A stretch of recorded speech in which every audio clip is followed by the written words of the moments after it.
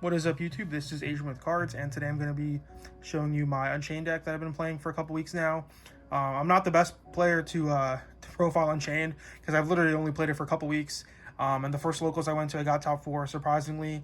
And the second one, I lost the last round to a Synchron Adventure deck, and he won the die roll, and yeah, it was over from there. And I'm also not playing the Unchained Soul of Disaster. I think I know what I'm going to take out, but I'll let you guys know in the profile. I think this card's really good against Nib, so that's why I definitely want to fit it in, because it feels like everyone's playing Nib. And also, I don't have thrusts. I sold them right before I pick up this deck, so I'm definitely going to try and pick them up again. And yeah, if I sound kind of nasally and sick, it's because I am. I'm a little bit under the weather. I think I have like a cold or something. But yeah, nonetheless, guys, let's get on with the profile. So for Unchained, it's pretty self-explanatory. If you guys have been like watching like any YouTube videos lately, you probably know what's in the Unchained deck. But for my deck, I play triple Aruha and the 2 Rakea. These are like the OG Unchained monsters. Pretty self-explanatory. All the Unchained monsters, pretty much when they die by battle or card effects, they can summon another one from deck. And this one's a quick effect to pop a card you control. And this one says you can pop a card you control to special summon from the hand. So they're all really good. Let's see, I'll put these guys up here. And then for the new guys that came out in Duelist Nexus, we played the triple red guy and the one of the blue dog. These cards are pretty good. They're like custom cards, honestly. This one's good for recursion. This one can come out for free, just like the Ruha, and then it sets a Unchained spell or trap when it's sent to the graveyard from anywhere. So just really good. And then the utilities we have the one Sarama. That just helps you in your combo to extend. And then we have the one Abominable. This card's really good too in like the grind game. It's just a big monster that comes out and you can like float and like recycle it every time to just pop cards your opponent controls.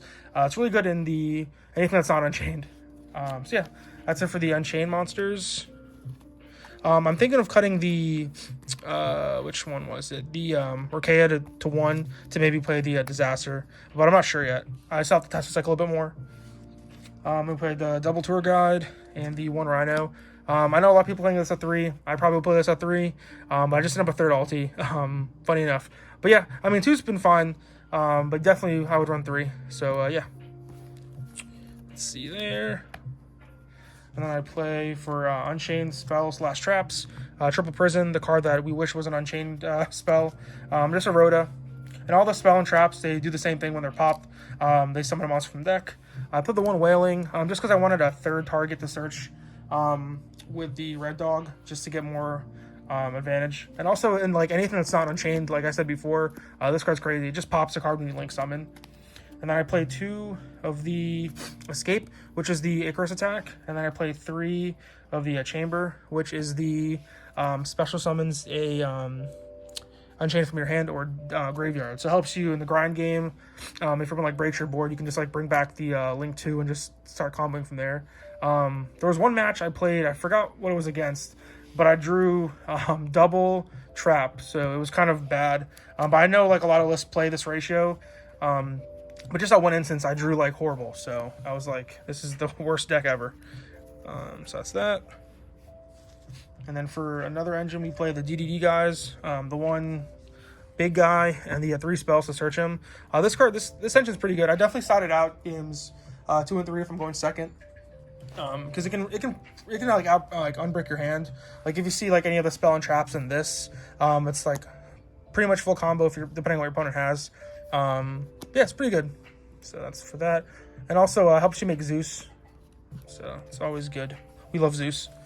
And then for non-engine / consistency cards, we play Triple Prosperity. I think every deck should play this. Like this card's not banned, so I think every deck should play it. That's that. And then for other non-engine, we play the Triple Ash Blossom. Every deck should play it. So yep. And I play Triple Nibiru. I decided to play Triple Nibiru just because I didn't have thrusts. So I definitely wanted more like defensive cards. And Nibiru pretty much fit that bill. And I've been just playing the second locals. So I feel like Nibiru is good to cover like a lot of ground. I see a lot of people playing Salamangreat in my local area. So I wanted something coverage against that. And then 2 Fenrir. I definitely would fit a 3rd one if I had room. But I think 2's fine. You don't want to like draw 2. And then Triple Imperm, really good hand trap right now, especially into Tier Element, which is kind of this deck's worst matchup. This is good just to stop their, like if they have 1, like a Diviner, like just being able to stop that from milling is really good. That's for the main deck. I believe it's 41 cards, if I'm not mistaken. And then onto the extra deck. If I can just get it sorted here. So we have 2 of the Yama, another card that we got in the Duelist Nexus, another custom card. This card's crazy. Just being able to search, and then it gets you follow up in the grave, just amazing. And it just takes 2 Fiends, which is crazy. You can splash this engine in Labyrinth if you want to. And we play 2 Solar Rage. This one's the quick effect link if your opponent has a special summon monster. And then when it dies, it floats into a... you can add a Fiend from your grave to hand. And then we play 2 Anguish. Almost the same stipulation as this one, except this is only during your turn, and it can be any monster. So this usually you go to this and then you float into this. And then we have the 1 Abomination. This card is your boss monster. Depending on what deck you're playing against, like I said before, you always want to end on Abomination, because you can always recur it with the Yama, because Yama can bring back any Fiend. So it's really good. And then also you can bring back Muckraker. Or what's this card called? Muckraker? Yeah, this card. Being able to float to any of these guys is really good.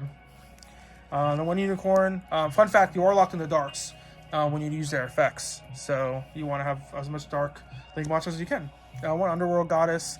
I never made this, but it's there against Pearly and decks like that make tower monsters. Then for Exceeds, the 1 Darius, just to help you extend into Zeus. And I was, for the longest time, playing 2 Wave King Caesar. But a lot of times in testing, I think against Pearly, they would out the first one easily, and then like on the crackback, just being able to make a second one is just like insane. So that's that. And then we play the 1 DDD guy I don't know the name of, just the guy you overlay on top of, and then the best Exceed in the game, Zeus. So that's it for the extra deck. 15 cards as always. And then for my side deck, the side decks for this meta right now, I haven't taken account to the new stuff we're going to get in Age of Overlord. So if you comment about like, oh, why aren't you playing this card? It's because this is for the current meta. So I play Triple Droll, just because I don't want to lose to Flu. Flu's probably like the worst matchup for this deck. It's good against Vanadium too, so pretty good. And I play Triple DD Crow. Good against the Tier Element deck. That's another hard matchup for this deck. But it's good against also Unchained too. You're able to hit the blue dog. I'm not sure its name, but you can hit the blue dog before they summon it from grave. And then more DD Crow like monsters. We play Bishils. DD Crow if it was power crept. So the Bishils are really good. Sadly, you can only play 1 Magnemite, but we take those. And then we play 2 Anti-Spell Fragrance. The only card I side in going first, because generally this deck is really good going first because it's very resilient against hand traps. So if you make your like turn 1 board, pretty good. Plus you play a lot of non-engine, so you can pair up your turn 1 board with some non-engine, which is really good. And then I play Triple Evenly Matched, just because I want something against back row decks.